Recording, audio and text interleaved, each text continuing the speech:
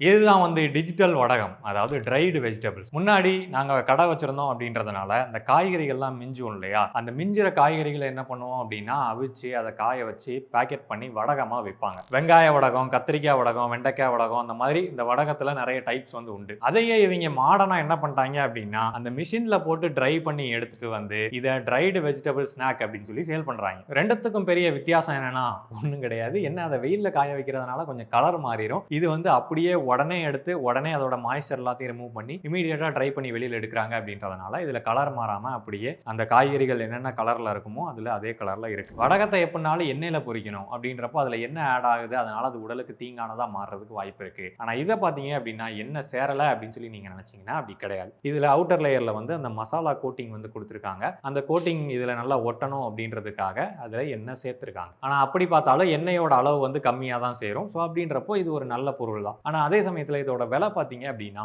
1700 ரூபாய் ஒரு கிலோ. இந்த பிரைஸ் வந்து எனக்கு ரொம்பவே அதிகமா தெரியுது. இதுக்கு பதிலா நான் என்ன பண்ணுவேன் அப்படின்னா வடகமே 10 ரூபாய்க்கு வாங்கி பொரிச்சு தின்ட்டு போயிருவேன். மற்றபடி இது சாப்பிடுறதுக்கு நல்லா தான் இருக்கு. காய்கறிகளை சாப்பிடும்போது அதுல இருக்கக்கூடிய நற்குணங்களும் உங்களுக்கு கிடைக்க தான் செய்யும். ஸோ உங்களால இவ்வளவு காசு கொடுத்து வாங்க முடியும், ஸ்நாக்கா இதை வாங்க முடியும் அப்படின்னா தாராளமா வாங்கிக்கங்க. இல்ல நீங்க சமைக்கும் போதே அதிகப்படியான காய்கறிகளை போட்டு சமைச்சு உங்க குழந்தை சாப்பிடல அப்படின்னா வாயில ஒரு உலக்கையை வச்சு குத்துனீங்க அப்படின்னா உள்ளுக்கு போயிடும். ஸோ அந்த மாதிரியும் நீங்க பண்ணிக்கலாம்.